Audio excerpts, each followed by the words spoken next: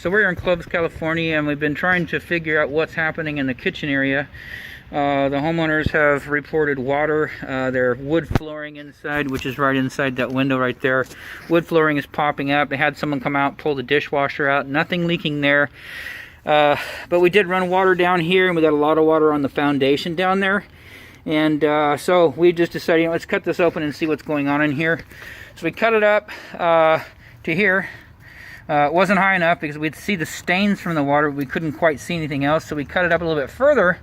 And of course, now we can fully see the pipe. It's separated at the 45.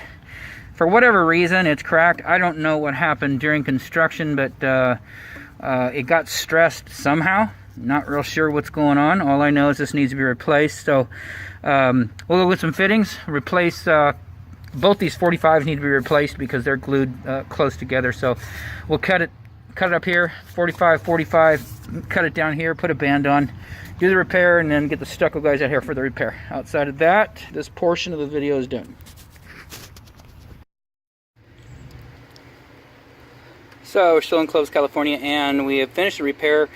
We started taking this apart, and we noticed that there was a nail, and you can see the little hole on the bottom. You can see the hole on the top. Little hole in the bottom. When the lath guy originally, when the home was built, when they put this weep screed on, they took one of the staples when they were putting on their chicken wire, and they stapled right into the pipe.